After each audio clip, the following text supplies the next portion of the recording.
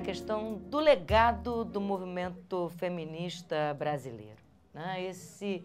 Esse legado que se expressa nesses últimos anos no aumento do número de mulheres que entende o que é ser feminista e que se declara feminista. Na pesquisa da Fundação Perseu Abramo, ele, do ponto de vista simbólico e do ponto de vista do cotidiano, eu diria que esse legado é maior ainda. Um legado importantíssimo é o aumento da escolaridade das mulheres, né? E que hoje, como o Eustáquio lembrou, as mulheres brasileiras são maioria, inclusive nos programas de doutoramento.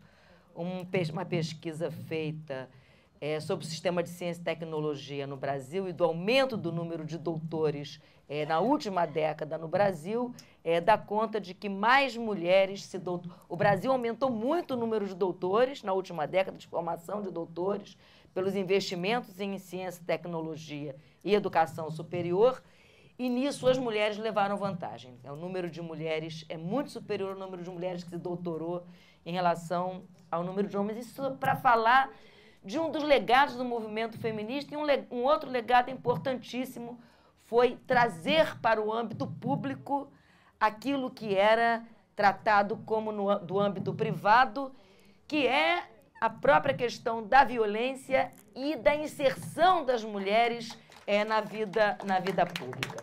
Eu acho que esses dois legados, eles evidentemente, eles conformam o próprio perfil, né, dessas eleições e as reações que Luísa mencionava ontem como o deslocamento, né, de identidades e uma reação conservadora, a própria conformação que a sociedade vai adquirindo a partir desse legado do movimento feminista brasileiro e do movimento feminista internacional. Um outro aspecto desse legado, e não menos importante, é a apropriação do ideário libertário, do ideário feminista, pelos movimentos populares de mulheres. Uma expressão disso, importantíssima, é o movimento de trabalhadoras rurais no Brasil, a Marcha das Margaridas.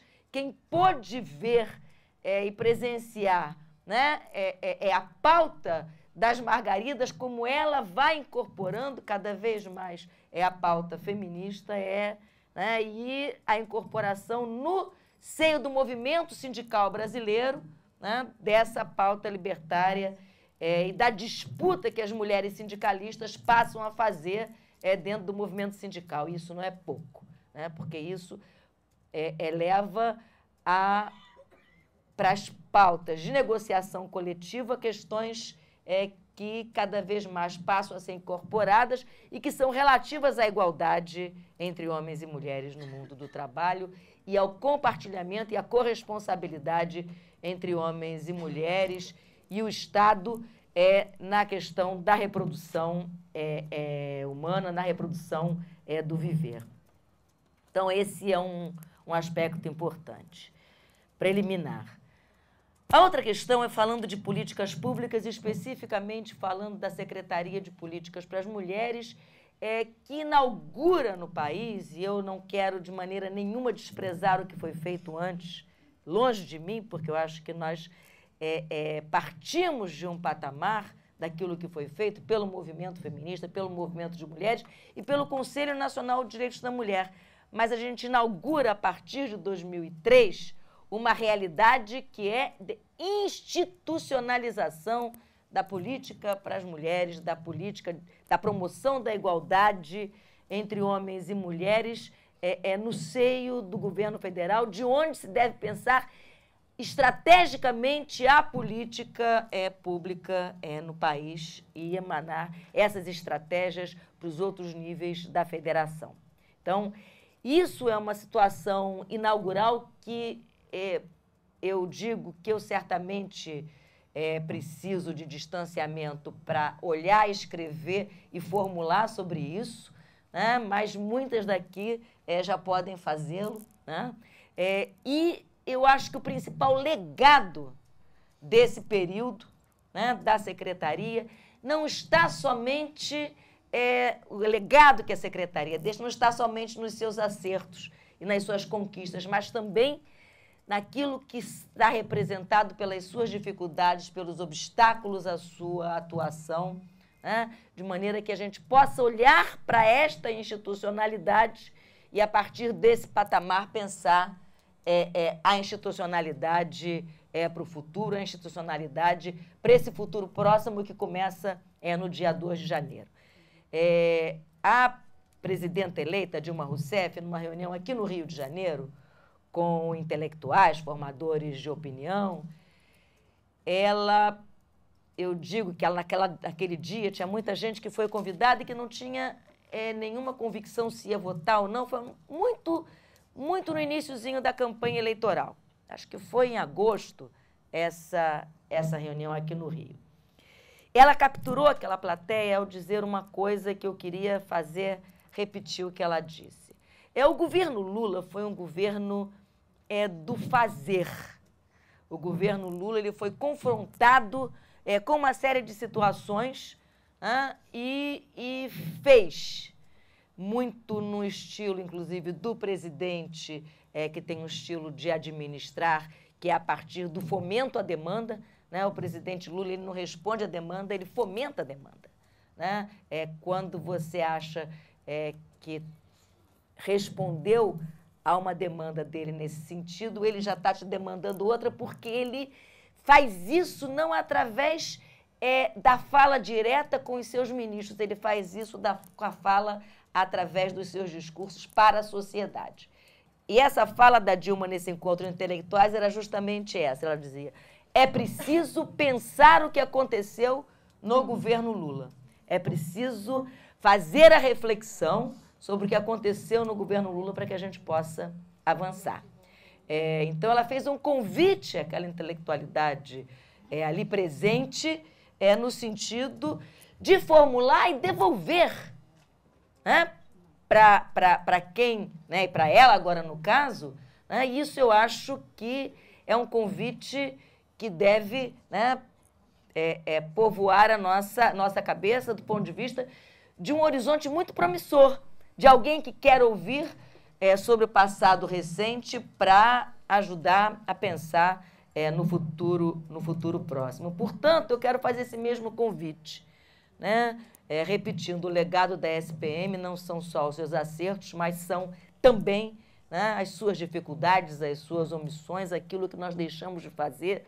Do ponto de vista de horizonte próximo, eu queria mencionar, e várias pessoas aqui já me ouviram falar disso, 3 desafios importantíssimos para quem vem, né, e nós mesmas que vamos continuar, né, nessa luta. É preciso enfrentar as desigualdades entre as mulheres. Para isto, é preciso ter a clareza que temos que combinar a agenda específica e tradicional do movimento feminista com a agenda do desenvolvimento, com a agenda econômica, enfim, né? Não é possível achar que vamos avançar se não entrarmos no coração do desenvolvimento. É preciso pensar em política de recuperação do salário mínimo, é preciso pensar em empregabilidade, enfim, né? Para que a gente possa pensar nisso.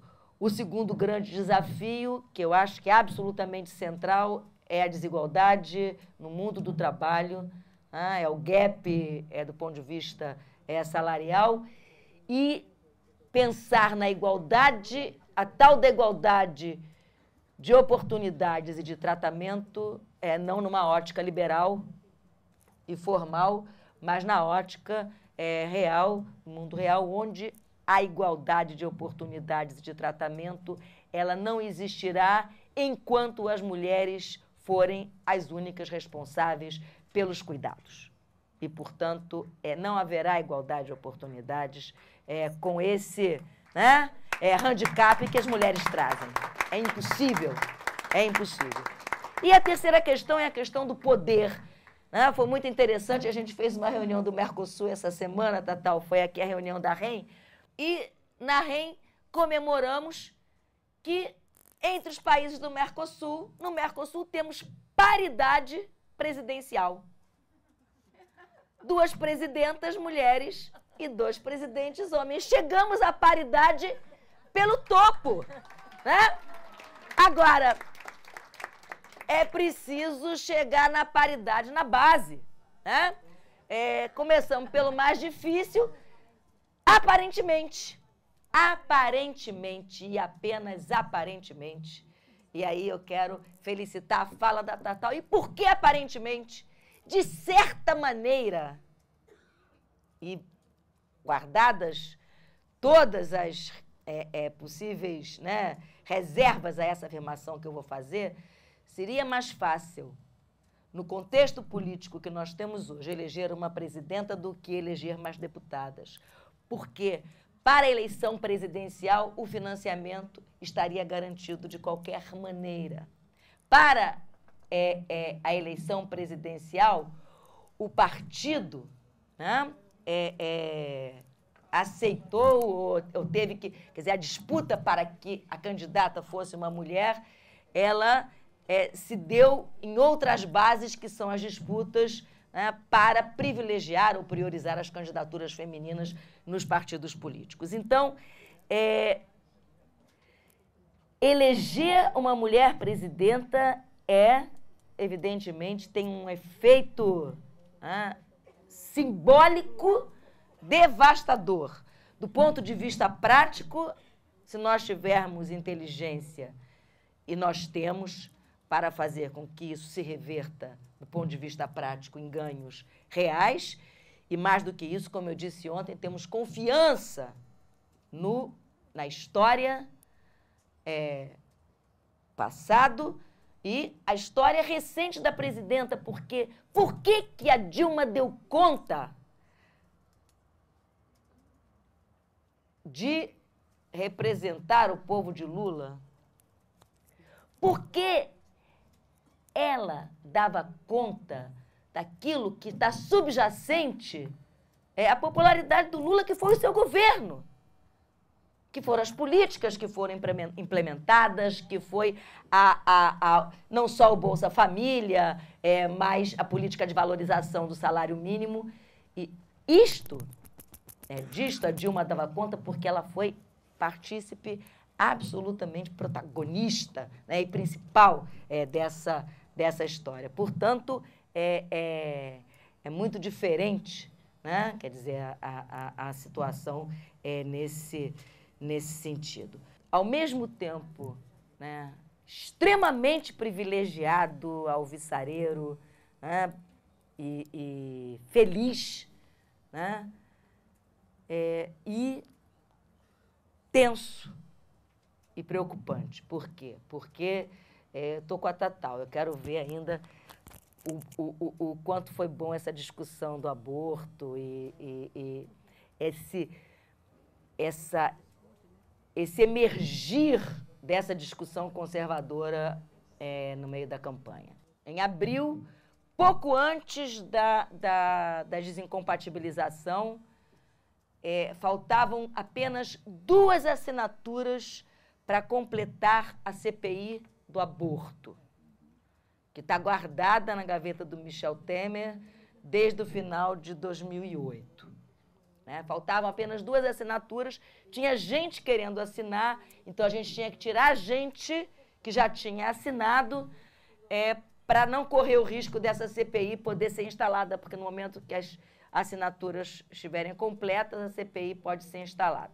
A gente entrou em pânico, fomos para o Congresso e não tinha ninguém progressista mais para tirar das assinaturas, recorremos àqueles... E alguns retiraram as assinaturas pelo entendimento que era ruim que este tema estivesse em debate na campanha eleitoral. Não adiantou. O tema entrou em debate na campanha eleitoral da forma que entrou. Agora, imaginem se tivesse entrado com uma CPI do aborto instalada. Que festa que ia ser essa questão. Que alívio. Não foi. Mas na semana seguinte às eleições, a proclamação do resultado das eleições, um grupo de deputados evangélicos foi ao gabinete do Michel Temer para dizer: queremos a instalação da CPI do aborto. Foi um prazer reencontrá-las nesse Mulher e Mídia 7. 7 mulheres na mesa. Eu espero que a Lourdes esteja certa de que o número 7 é um número fantástico, né? E eu tenho certeza que nos encontraremos no Mulher e Mídia 8 pelas razões que mencionei ontem, né? Na confiança que eu tenho na primeira mulher presidenta do Brasil, ser Dilma Rousseff, que em janeiro, né, subirá a rampa do Planalto, carregando com ela, como ela disse, o sentimento de que nós todas mulheres estamos subindo ao poder junto com ela. E o Mulher e Mídia 8, não vamos esquecer, 8 é infinito e infinitamente nós estaremos aqui.